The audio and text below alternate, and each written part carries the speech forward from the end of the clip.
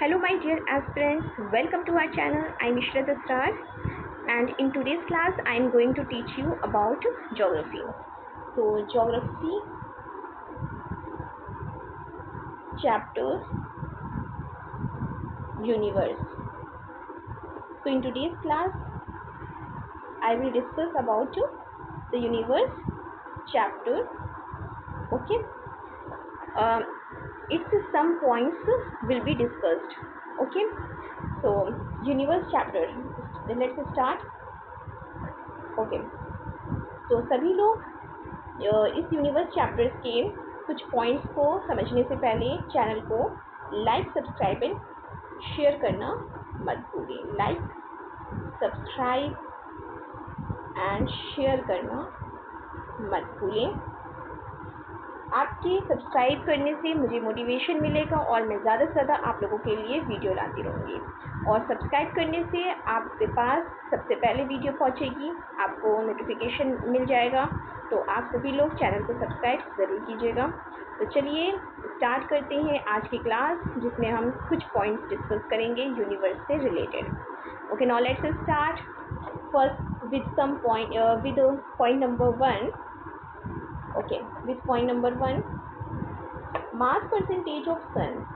Mass percentage of sun.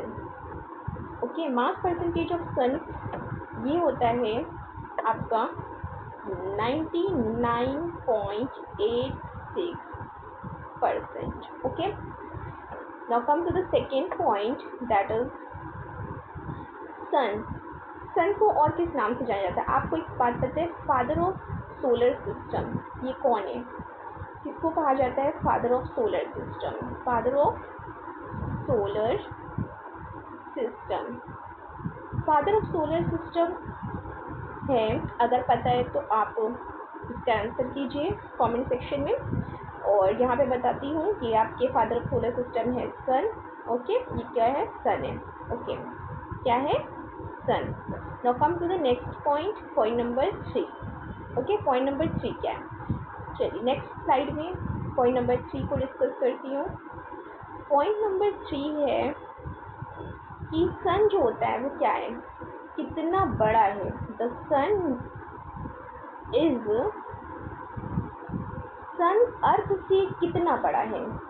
तो the sun is 13 lakh times, कितना बड़ा है? 13 lakh times, 13 lakh times bigger than the earth. Okay, तो आप यहाँ पिक्चर से ज़्यादा क्लियर हो जाएगा, आपको समझ सकते हैं पिक्चर से। ये आपका है सन, यानी कि इतने अर्थ, कितने 13 लाख टाइम्स ना, ये आपका कह रहा था 13 लाख टाइम्स। ये आपका जो अर्थ है ये आपका 13 लाख टाइम्स होगा, जब उसके बराबर, यानी कि एक सन जो है वो इतने अर्थ के बराबर, इतने लाख टाइम्स अर्थ जो है, कितने 13 लाख टाइम्स जो है। तो एक सन जो है वो सोचिए इतने अर्थ को अगर मिला ले, इतना बड़ा अर्थ, ठीक है, उसको मिला ले तब जाके वो एक सन बनता है। तो सोचिए सन कितना बड़ा हुआ। ठीक है, now come to the next side, next point. Okay, next point है पॉइंट नंबर 4। पॉइंट नंबर 4, आपको पता है ये एक सन है। ओके, सन की जो आउटर मोस्ट पार्ट होता है, सन का जो आउटर मोस्ट पार्ट होता है, ये वाला बाहरी वाला हिस्सा, तो जो बाहरी हिस्सा है, ये जो आउटर मोस्ट पार्ट है, ये कब विजिबल होता है?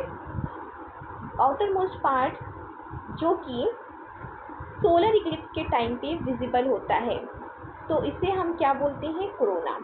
सन का आउटर मोस्ट पार्ट जो सोलर इक्लिप्स के टाइम पे विजिबल होता है, उसको क्या बोला जाता है? उसको बोला गया है कोरोना। ओके, ये आउटर मोस्ट पार्ट है। तो आप कह सकते हैं द आउटर, पॉइंट नंबर 4 है the outermost part of the sun, of the sun, sun का outermost part which is visible, जो कब विजिबल होता है, दिखाई दे सकता है, हम अपनी आंखों से देख सकते हैं। This is visible at the time of solar eclipse, के टाइम पे विजिबल होता है, the time of solar eclipse. Okay, that is known as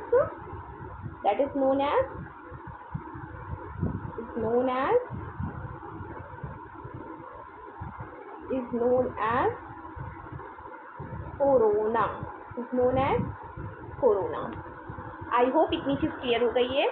चलिए नेक्स्ट पॉइंट की तरफ बढ़ते हैं, point number 5। Okay, point number 5 है, आपको पता है अर्थ जो है वो अपने एक्सिस पे रोटेट करता है, ये बात सभी को पता है। लाइकवाइज सन भी जो होते हैं वो भी अपने एक्सिस पे रोटेट करते हैं। तो इसको आपको याद रखना है कि लाइक द अर्थ, कॉपी में इस तरह नोट कर सकते हैं, like the earth sun also rotates on its axis. Okay, कुछ और पॉइंट्स हैं जो कि बहुत इंपॉर्टेंट हैं। पॉइंट नंबर 6 देख लीजिए, हैवी क्लस्टर बॉडीज, अगर पूछता है एग्जाम में कि हैवी क्लस्टर बॉडीज कौन सी है, उसका नाम बताइए। हैवी क्लस्टर बॉडीज का नाम बताना हो तो आप क्या बताओगे, हैवी क्लस्टर बॉडीज कौन सी है? हैवी क्लस्टर बॉडीज का नाम है Lyman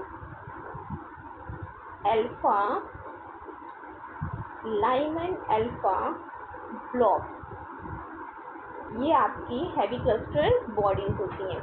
now come to the next point. Okay, next point, point number 7। Okay, point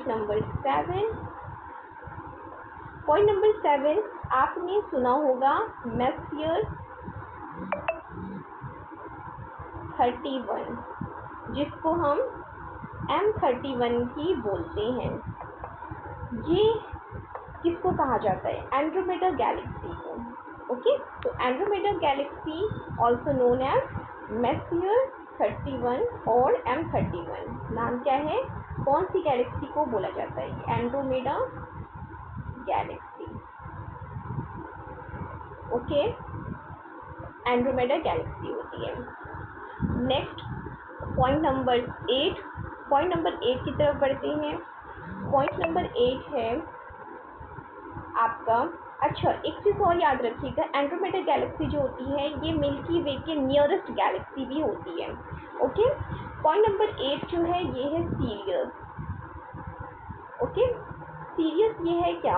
ये एक स्टार है, इसको हम डॉग स्टार के नाम से भी जानते हैं। किस स्टार के नाम से? और is also known as dog star. Okay, और ये ब्राइटेस्ट स्टार भी होता है, ये भी बात याद रखिए। क्या होते हैं? ब्राइटेस्ट स्टार, सबसे चमकीला तारा जिसको बोला जाता है। ओके, नेक्स्ट आपका आता है सैटर्न के बारे में पढ़ते हैं। ओके, सैटर्न, पॉइंट नंबर 9 है सैटर्न। ओके, सैटर्न के बारे में आपका एक पॉइंट है जिस कि सैटर्न को और किस नाम से जाना जाता है। तो Saturn is also known as galaxy like planet. I hope कि कुछ बच्चों को पता होगा, कुछ को नहीं पता होगा। जिनको नहीं पता वो आज पता कर लें, इसको गैलेक्सी लाइक प्लैनेट बोला जाता है। Okay, Galaxy like planet, Galaxy like planet जो है इसका नाम है सैटर्न। ओके, आई होप कि इतनी चीज़ क्लियर होती जा रही है। आप सभी लोग चैनल को सब्सक्राइब करते रहिए ताकि आपको नोटिफिकेशन मिलता रहे जो भी मैं अपडेट करूँ, जो भी अपलोड करूँ वीडियो। ओके, तो चलिए नेक्स्ट पॉइंट की तरफ बढ़ते हैं। नेक्स्ट पॉइंट आपका है point number 10। Point number 10, Uranus. Uranus के बारे में एक इम्पॉर्टेंट चीज़ ये है कि यूरेनस कंटेन्स कितनी rings, how many rings contain Uranus. आपको पता है यूरेनस जो है वो कितनी रिंग्स कंटेन करता है। यूरेनस कंटेन, इसके पास कितनी रिंग्स होती हैं, इसके पास होती हैं 5 रिंग्स। याद रखिएगा 5 रिंग्स, और उन 5 रिंग्स के नाम क्या है। Okay, these 5 rings are alpha. याद रखिए क्या क्या नाम है, alpha, beta, gamma. Okay, alpha, beta, gamma, theta, और लास्ट है आपका एप्सिलन। Okay, epsilon. ये 5 रिंग्स के नेम हैं। Now let's come to the point number 11। Okay, point number 11।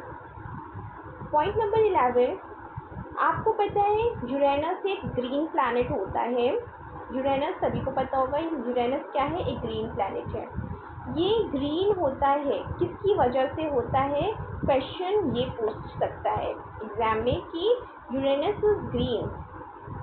Okay, Uranus is green, I know that, but for which reason, from which reason. Okay, तो किस reason से होता है Uranus is green, किसकी वजह से होता है, due to heavy amount, due to heavy नहीं सॉरी, हाई अमाउंट कह सकते हैं, due to high amount. Okay, due to high amount of, due to high amount of sulphur.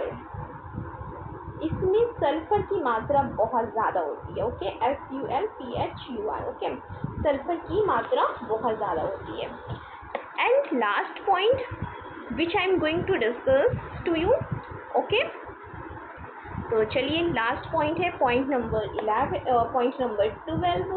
तो पॉइंट नंबर 12 में आपको पता होना चाहिए कि जुपिटर और सैटर्न से रिलेटेड एक क्वेश्चन है कि जुपिटर और सैटर्न, क्या, जुपिटर और Saturn, Jupiter and Saturn, Jupiter and Saturn, इसके एटमॉस्फेयर में क्या पाया जाता है, इसके एटमॉस्फेयर में, इसके वातावरण में क्या पाया जाता है।